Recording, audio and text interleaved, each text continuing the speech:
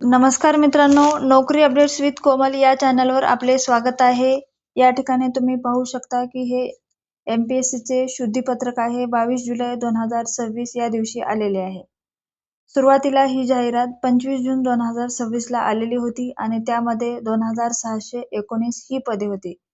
परंतु आता यामध्ये काही नव्याने पदांचा समावेश करण्यात आलेला आहे. मग या ठिकाणी आपण कोणकोणती पदे आहेत आणि किती जागा आहेत हे या ठिकाणी पाहणार आहोत. तर या ठिकाणी पहिले पद आहे ग्राम महसूल अधिकारी म्हणजे तलाठी.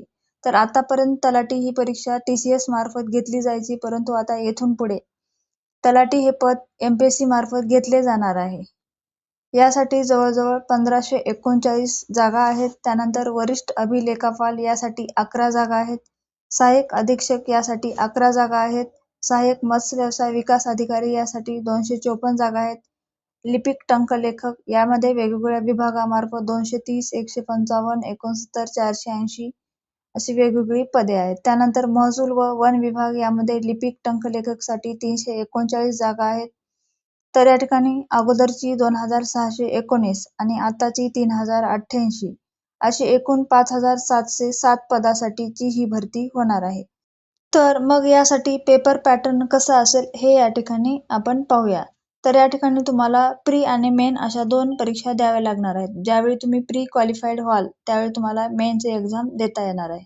तर यासाठी प्रीसाठी 100 क्वेश्चन असणार आहेत, 100 मार्क्स असणार आहेत आणि वेळ हा 60 मिनिटे असणार आहे. तर मग या प्रीसाठी तुम्हाला विषय कोणकोणते असणार आहेत, तर या ठिकाणी करंट अफेअर्स हे तुम्हाला 15 मार्कासाठी असणार आहे. त्यानंतर हिस्ट्री हे तुम्हाला 10 मार्कासाठी असणार आहे. जिओग्राफी हे सुद्धा 10 मार्कासाठी असणार आहे. पॉलिटिक्स हे तुम्हाला 15 मार्कासाठी असणार आहे. इकॉनॉमिक्स हे सुद्धा 15 मार्कासाठी असणार आहे. जनरल सायन्स हे सुद्धा 15 मार्कासाठी असणार आहे. त्यानंतर मॅथमॅटिक्स हे 10 मार्कासाठी आणि इंटेलिजन्स 10 मार्कासाठी असे एकूण तुम्हाला 100 गुण असणार आहेत.